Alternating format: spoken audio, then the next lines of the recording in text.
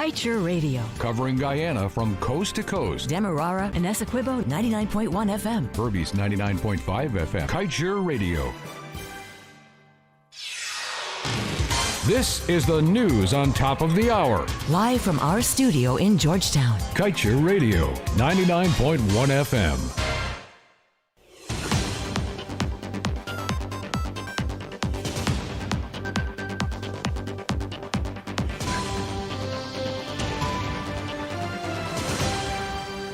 Good evening. Welcome to this evening's newscast on Kaieteur Radio. I'm Kevin Smith.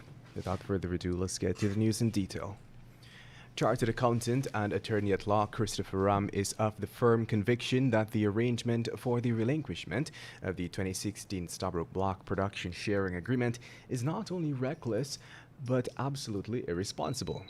Expounding on his perspective, Ram explained that the initial period of a prospecting license is 4 years. Such license is subject to 2 renewals of 3 years each. The lawyer further noted that the standard provision in the Petroleum Act is that on an application for first renewal at the end of the 4 years, the company is required to give up 50% of the block granted, and on an application for the second renewal, which is at the end of 7 years, it is required to give up 25% of the remaining concession. He added that at the end of the 10 years, which is the end of the third renewal period, the company has to give up all portion of the block not subject to a production license. In other news, almost $500 million worth in the laptops procured for teachers under the One Laptop Per Teacher project, which was implemented under the David Granger-led APNU-AFC administration, were found to be damaged or defunct. The damaged computers were part of 9,609 laptops that were purchased by the e-government unit established under the PPPC government in 2015. The PPPC had paid $1.6 billion for the Chinese branded computers in 2015 for their One Laptop Per Family project, but demitted office shortly after. The computer program was rebranded by the Granger administration as the One Laptop Per Teacher project and distributed to teachers across the country when the APNU-AFC administration took office a year later. It was, however, discovered that hundreds of the computers were damaged and not functioning. The issue came up for discussion before the Parliamentary Public Accounts Committee yesterday, where it was noted that no steps were taken by the government to be compensated for $495 million worth of damaged computers bought from the Chinese company. And moving on, the government has been pleading with oil and gas companies to hire workers who have been laid off by Kaieteur.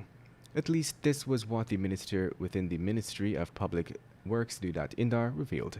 He was at the time attending a career fair hosted by the Guyana Shore Base Inc. at the Flood Community Center ground.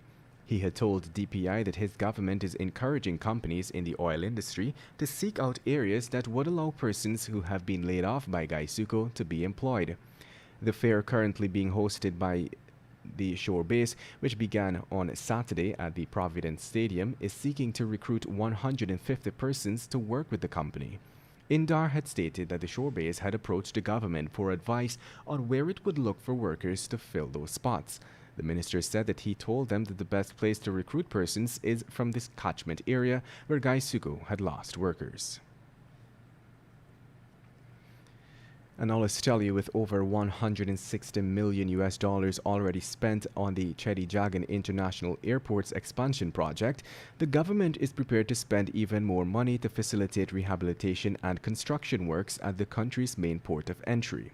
The ministry noted that this project is estimated to cost $612.5 million Guyana dollars. Bidding will be constructed through the National Competitive Bidding Procedure specified in the Procurement Act of 2003.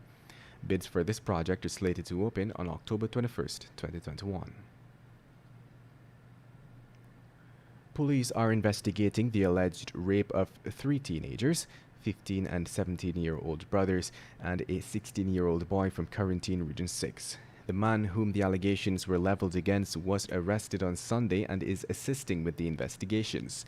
Reports are that during 2020 and between January 1st, 2021 and October 8, 2021, the act was allegedly committed on the boys against their will by the 39-year-old suspect. The victims have told the police that the suspect is known to them personally and that they would frequent his home upon his request to do chores. Permission was granted by their parents. However, on several occasions, separately, the victims alleged that they were threatened at knife point by the suspect before he committed the act. They stated that they were scared to confide in anyone about what took place at the house because of the threats from the suspect. And now let's tell you, a 32-year-old man is now in police custody after he crashed a stolen car into a bridge which is still being constructed during a police chase at Plaisance, East Coast Demerara, at around 21 hours 45 on Sunday. The suspect had stolen the car and other items from a 29-year-old male technician and his girlfriend at Industry. According to investigators, the victim borrowed his uncle's car and went to Industry, where he parked and secured the car on the southern side of the main road.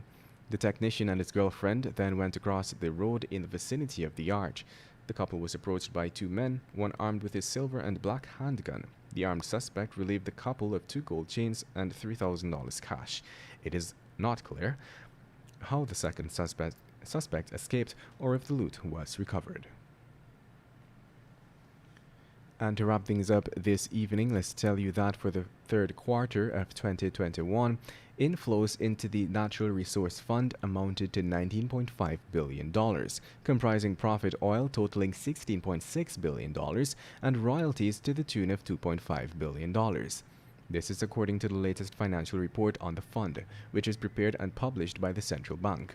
The report noted that since its inception, the fund, which is held at the Federal Reserve Bank of New York, has received 81 million Ghana dollars from 7 lifts of profit oil and 9.8 million Ghana dollars from royalties.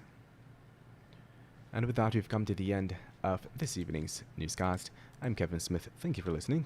Coming up next is a short presentation, as usual, on the oil and gas sector in Guyana, followed by the National Outlook with GHK Lal, and at 19 hours 20, a rebroadcast of last night's edition of the Glenn Lal Show, Tell It As It Is.